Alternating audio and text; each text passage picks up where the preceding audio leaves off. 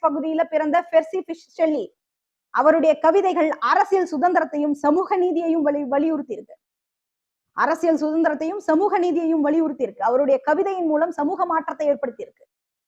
இன்னும் சொல்ல போனா இங்க இருக்கிறவங்க எல்லாரும் ரஷ்ய புரட்சியை பத்தி பேசுவாங்க, சிலாகித்து பேசுவாங்க. ரஷ்ய புரட்சி மாதிரி ஒரு புரட்சி இல்லைன்ற அளவுக்கு பேசுவாங்க.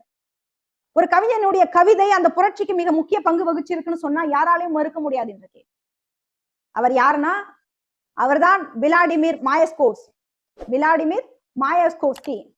1893ல ரஷ்ய புரட்சி கம்யூனிஸ்ட் இயக்கத்தினுடைய மிக முக்கியமான நபரா இருந்திருக்கிறார்.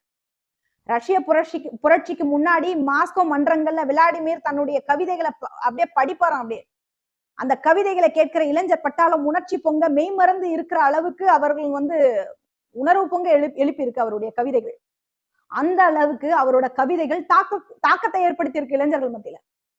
அவரை போலவே வில்லியம் பிளேக்குங்கிறவரு தொழில் புரட்சியின் மூலமா ஏற்பட்ட தாக்கத்தால சமூகத்துல அநீதிகளையும் சுரண்டல்களையும் இயற்கையின் அழிவுகளையும் குறித்து தன்னுடைய கவிதைகள் மூலமா புரட்சிகரமான விமர்சனங்களை முன் வச்சிருக்கிறார். எது மூலமா? தன்னுடைய கவிதைகள் மூலமா. ஜான் கீல்ஸ் அப்படிங்கிறவரு தொழில் புரட்சியின் விளைவுகளால் ஏற்பட்ட நகரமயமாதல், இயற்கை அழிவு குறித்து கவலை கொண்டு கூடவே காதல் கவிதைகளுக்கு எதிரான விமர்சனங்களை முன் வச்சிருக்கிறார். கவிதைனா புரட்சி நோக்கிதான் இருக்கணும், காதல்லாம் இங்க இருக்கக்கூடாதுன்ற அளவுக்கு பேசியிருக்கிறார். சரிம்மா, வெளிநாடுகள்ல இருக்கிற கவிஞர்கள் எல்லாம் சொன்னது போதும், நம்ம நாட்டுல கவிஞர்களே இல்லையா அப்படின்னு இந்த நேரம் உங்களுக்கு தோணி இருக்கும். நம்ம நாட்டுல புரட்சிகர கவிஞர்கள் இல்லாமையா போவாங்க? இருக்காங்க. புரட்சி கவிஞர் ஸ்ரீரங்கம் ஸ்ரீனிவாச ராவ் இருக்கார்ல, தெலுங்கு கவிதைகளுக்கு புதிய பரிணாமத்தை கொடுத்து ஒடுக்கப்பட்ட மக்களினுடைய உணர்வுகளுக்கு குரல் கொடுத்தவர் தான் புரட்சி கவிஞர் ஸ்ரீ.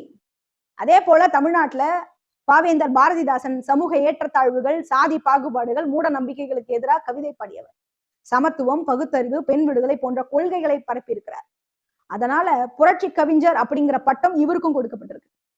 இந்த புரட்சி கவிஞருங்கிற பட்டம் தமிழ் இலக்கியத்துல பாவேந்தர் பாரதிதாசனுக்கும், தெலுங்கு இலக்கியத்துல ஸ்ரீரங்க சீனிவாச ராவுக்கு கொடுத்திருக்கிறாங்க. கொடுத்தது மட்டும் இல்லாம பெருமை சேர்த்திருக்கிறாங்க. அந்த அளவுக்கு மாற்றத்திற்கான கருத்துக்களை தங்களுடைய கவிதைகள் மூலமா விதைச்சிருக்கிறாங்க. அது போல தமிழ்நாட்டுல தலித் விடுதலைக்கான ஒரு தேசிய கீதத்தை கவிஞர் இன்குலாப் அவர்கள் படைத்து விட்டு சென்றிருக்கிறார். இந்த நேரத்துல ஒரு தலித்தாக இருக்கின்ற அவருக்கு நான் நன்றி கடமைப்பட்டிருக்கிறேன். ஏன்னா அவருடைய கவிதை பாடல் என்னையுமே உணர்ச்சி பொங்க எழ வைத்திருக்குது சொன்னா மறுக்க முடியாது.